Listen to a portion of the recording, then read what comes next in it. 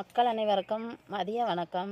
வாங்க இன்னைக்கு தோட்டத்துக்கு வந்திருக்கோம். தோட்டத்தில் என்ன பார்க்கலான்னா, காலையில் ராஞ்சிர வேலை பார்த்தோம். இப்போ மதியானம் காய் எடுக்க போகிறோம். ராஞ்சி வேலை முடிச்சிட்டோம். காய் எடுக்க போகிறோம். இன்னைக்கு இப்போ மதிய சாப்பாட்டுக்கு உட்காந்துருக்கோம். என்ன சாப்பிட போகிறோம்னா, பப்பாளி பழம் சாப்பிட போகிறோம். வாங்க எல்லோரும் பப்பாளி சாப்பிட்லாம். வாங்க நான் ஒரு வீடியோ சொல்கிறேன். வீடியோக்குள்ளே போகலாம். வீடியோக்குள்ளே என்ன பார்க்க போகலாம் அப்படின்னா, ஃபஸ்ட்டு வாரம் 2வது வாரம் ஒரு தொடர்கதை போட்டேன். 2 வாரம் தொடர்கதை போட்டுட்டேன். அதுக்கு இடையில எனக்கு அந்த வாய்ப்பு கிடைக்கல. இன்றைக்கி இது ஒரு 3வது வாரம். இது 3வது வாரமாக வச்சுக்கோங்க. இந்த வாரத்தில் நம்ம அந்த தொடர்கதையை பற்றி பேசலாம். வாங்க உள்ள வீடியோக்குள்ளே போகலாமா? நீ பாருங்கள், அந்த ராணி வந்து அவங்களோட இது அப்படியே கட் ஆயிருச்சு. அடுத்து வந்து அந்த மன்னர் என்ன பண்ணியிருக்காங்க, அந்த ராஜா அப்படிங்கிறதுனா, அந்த பெண்ணை வந்து பெண் குழந்தை எனக்கு தான் சொந்தம்னு சொல்லி அந்த ராஜா அந்த பெண் குழந்தையை எடுத்து வளர்த்தாங்க. ஆனால் அவங்களோட நிலைமை வந்து தடுமாற்றமாயிருச்சு.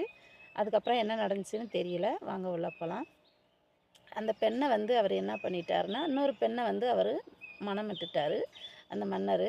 அப்படிங்கிறப்ப அந்த பெண் குழந்தைய அந்த மன்னர்கிட்ட இருந்து எப்படி வளர்த்துருப்பாங்க அப்படின்னா, ரொம்ப கஷ்டந்தாங்க.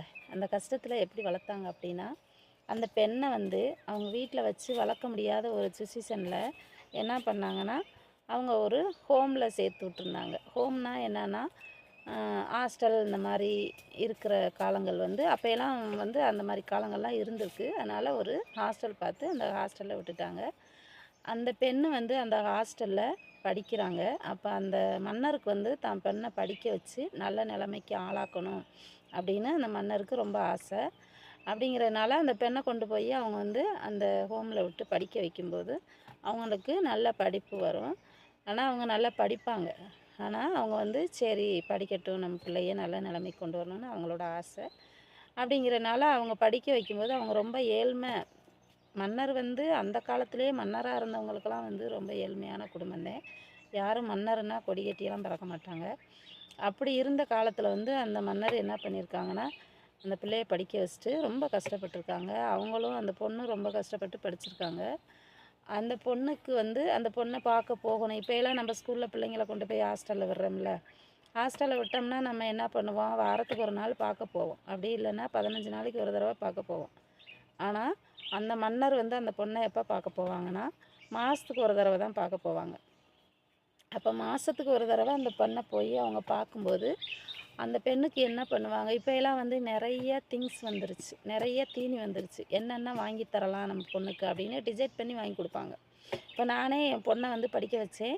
வாரத்துக்கு ஒரு நாள் நம்ம அம்மா அப்பா எப்படா வருவாங்கன்னு கேட்லேயே நிற்கும் என் பொண்ணு. கேட்லேயே நிற்கும்போது நான் எங்கே படிக்க வச்சேன்னா, திண்டுக்கல் மாவட்டத்தில் அண்ணாமலையார் ஸ்கூலில் படிக்க வச்சேன். என் பொண்ணு ஞாயிற்றுக்கிழமை ஆயிடுச்சுன்னா, நம்ம அம்மா எப்போ வரும், நமக்கு என்ன வாங்கிட்டு வரும் அப்படின்னு சொல்லி எதிர்பார்த்துக்கிட்டு கேட்டு மேலேயே நிற்கும்.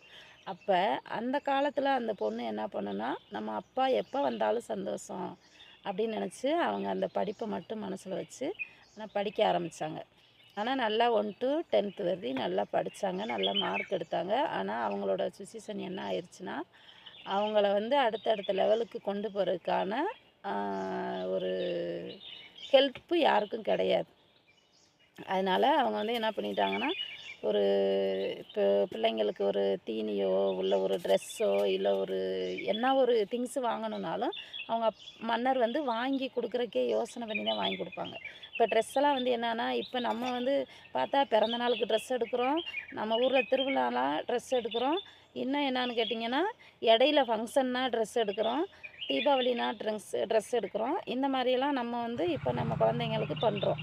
ஆனால் அப்போ அந்த மன்னர் என்ன பண்ணுவாங்கன்னா, தீபாவளிக்கு மட்டும் வருஷத்தில் ஒரே நாள் ஒரு ட்ரெஸ் எடுப்பாங்களாம். அப்போ அந்த ட்ரெஸ்ஸை தான் வருஷம் முழுவதும் வச்சு போட்டுக்கிருவாங்களாம். அந்த மாதிரியெல்லாம் வந்து அப்போ காலங்கள் போயிருந்திருக்கு.